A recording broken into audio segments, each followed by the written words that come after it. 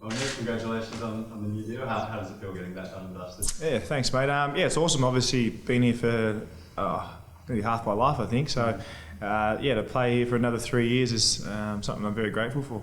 And you mentioned a couple of months ago that you knew, obviously, with the knees that it was going to be a bit compromised. But to get 3 years, you must be really happy with that. Yeah, it was. The club's always looked after myself, and they've always. I think if you do them right, they're a club that'll do you right.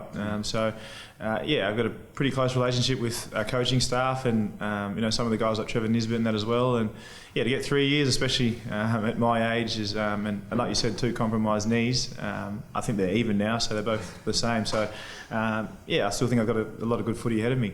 The show of faith that they gave with 3 years, with 2 knees, what does that do for you when they say, "Yep, we reckon there's no issues"?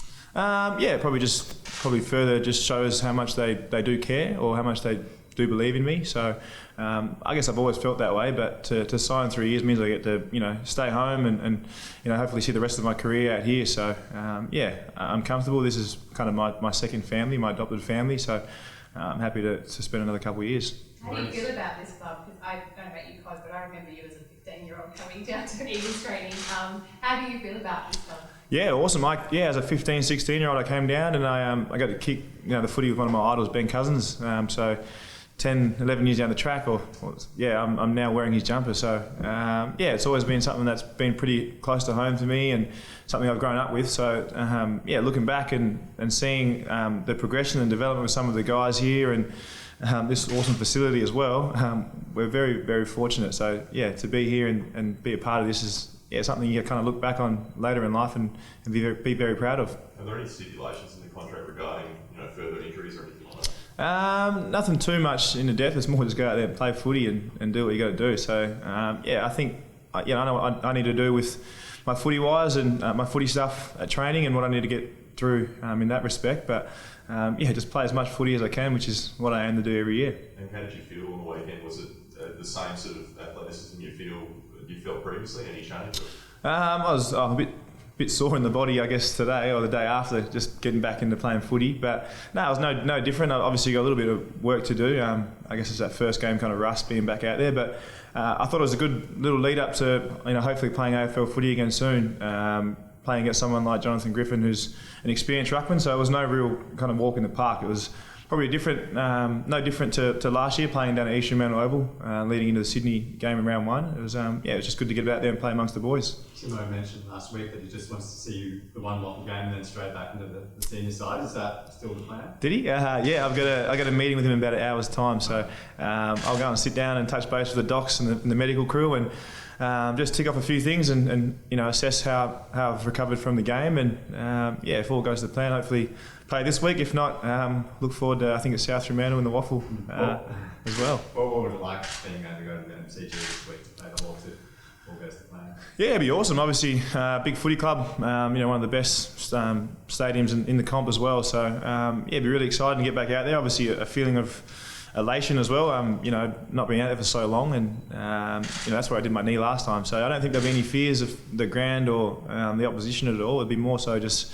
a bit of excitement, I guess, to be back out there playing footy. You didn't actually go back and play on Super after doing the legs. You moved Optus, so you don't have any ghosts at all.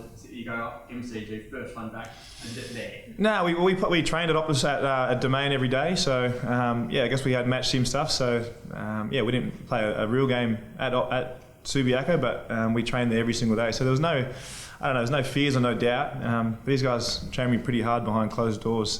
So playing a game is probably the least of my worries. And getting injured in the game, they whack me enough here at training. Not fearful at all. What's a realistic amount of game time for you at the moment? I think I played about 60 to 70 minutes on the weekend, and that'll just progress as we did last year. Depending on, I guess, who we're playing and how many rucks are playing in the opposition team or in our team that week, it chops and changes. But I think around the same as I did last year, we'll be looking the same approach this year as well. You feel physically fitter, like not just you got back obviously quick with the injury, but what about the running side of the game? Yeah, I think I was able to progress my running a lot earlier than I did last time. So, it's different. Obviously, I played some WAFL footy on the weekend, but AFL footy is another step up again. So, I probably won't have a truer understanding until I'm back playing, at AFL level.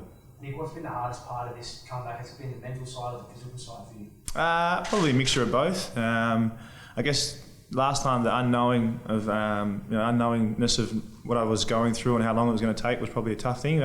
This time around I had a better perspective and better understanding of the injury, and I knew what hurdles I was going to face along the way, so I could kind of set goals around those little milestone achievements along the way as well. So it's still 11 months is a long time, no matter how fast you know it's going to be. It's a lot of sitting around. I got sick of watching footy after a while, and watching the boys on field and off field was pretty tough as well. But I was put in that situation. I've been there before, so it wasn't too dissimilar this time around.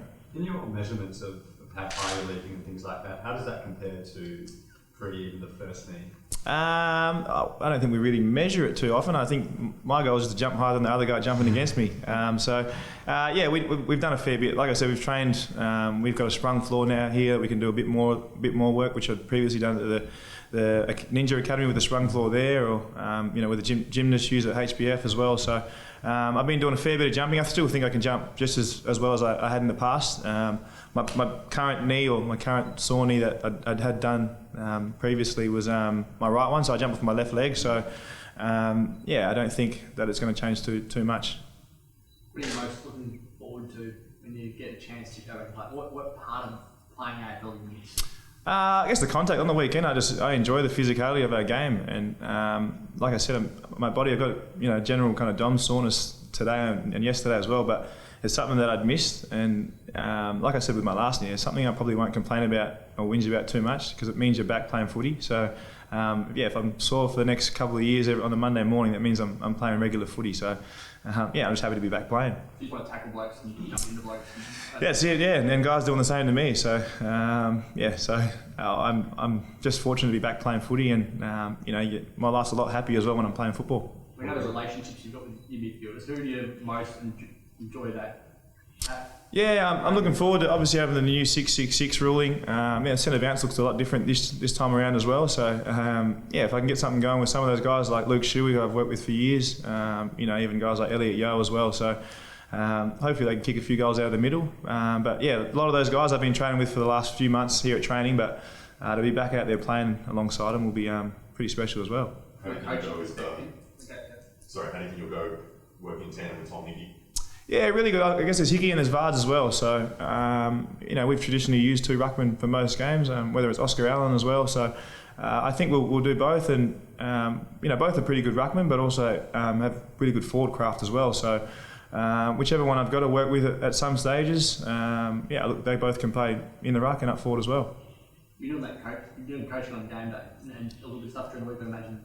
Yep. What's that done for you to prepare and change the way you think about the game? I've always taken a lot of notes. With Dean Cox, we used to sit down and we'd have a book of every single ruckman. We'd write down who hits with what hand, who jumps with what leg, what he likes to do around the ground. So I've always kept notes, but this time around I've been able to share that out and probably learn a little bit more along the way as well. So I did it, during the final series last year, and then this year as well, just watching vision with the other rucks and Drew Petrie as well, just learning about different guys that are coming through has probably helped me develop my skills and understanding of those guys as well. Is more knowledgeable about it now? I think so. I've always prided myself on being pretty good at knowing my opposition. So, I think it's just helped me, go that little step further.